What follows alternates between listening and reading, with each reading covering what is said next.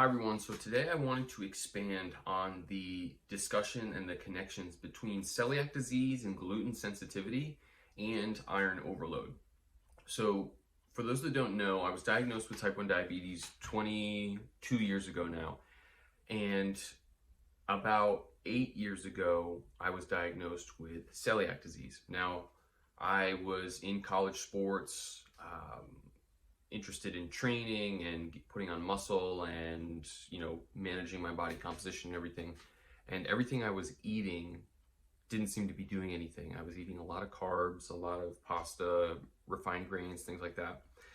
And because of my autoimmune condition, my doctor suggested, hey, let's just see if you have celiac. That the gluten may be an issue in your putting on weight.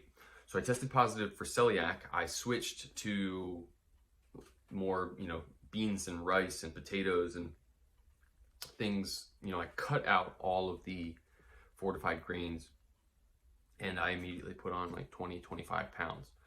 So I have lived the past 8 years essentially gluten-free entirely. I never had any outward digestive issues or constipation, or anything. No issues with my GI tract that made me think that I would be gluten intolerant. And so that was kind of not a shock, but it was definitely interesting to me because I learned more about celiac disease, and I learned about the fact that we're told that this protein or enzyme gluten in wheat and barley and rye is something that our gut is incredibly sensitive to. And when it is sensitive to it, it becomes inflamed and it affects our ability to absorb nutrients. Okay, now that makes sense. And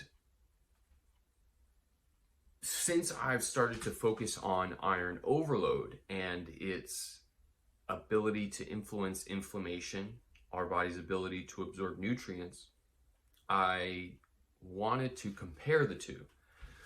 And what I found was that there's a lot of crossover between the two, right? So if you are focusing on celiac or gluten sensitivity, you're going to cut out grains, right? Wheat, barley, rye, right? Those constitute the large part of fortified and enriched grains. If you are focusing on addressing iron overload, you are also going to cut out enriched grains because of the added reduced iron, not because of the gluten. Okay? But those two fields, those two parties are both addressing similar issues by doing the same thing. So I was like, okay, well, what's the connection? Could there be a connection here?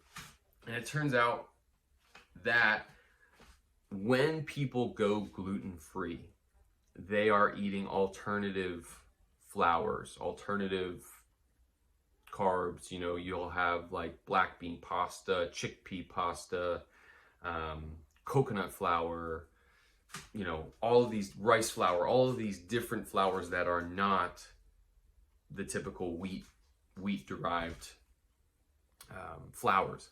But not only are they different, not only are they not wheat, they're also not enriched. So they have no added iron to them. And I thought that was interesting because a consequence of iron overload is a sensitive GI tract. When your liver becomes overrun with iron, some of the extra iron that your liver cannot process gets passed on through to other systems and other organs that the liver is involved with, one of which is the digestive system.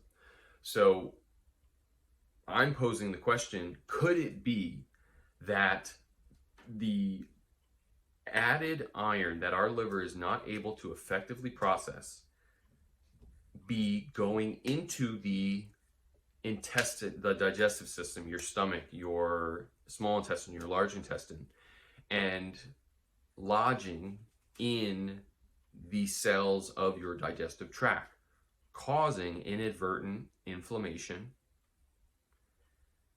causing poor absorption of minerals. And the relief that you are feeling by going gluten-free is not because there isn't gluten there, it's because there's no added iron. Because when you're eating iron, you're exacerbating that inflammatory response. Okay? Doesn't that... Let me know what you think in the comments on that, because it has made so much sense to me. And now, like I said, I ate gluten my entire, up until 8 years ago. Never had any GI issues to report home about. And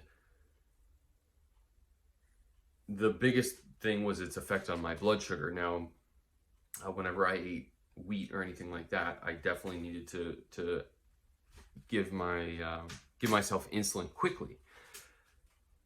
But now that I've kind of learned about that connection, I've tried wheat flour with gluten that is not enriched with minimal iron.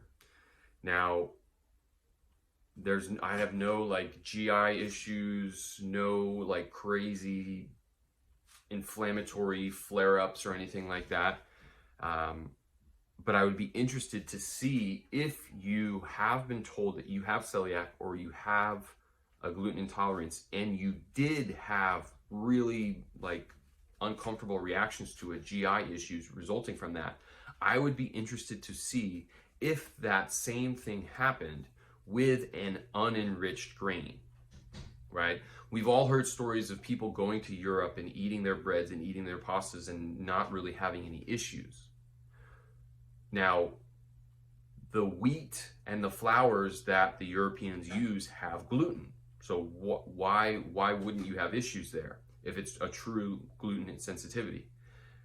But the grains and the wheat, the flours, are not enriched in Europe, right? So there's no added iron.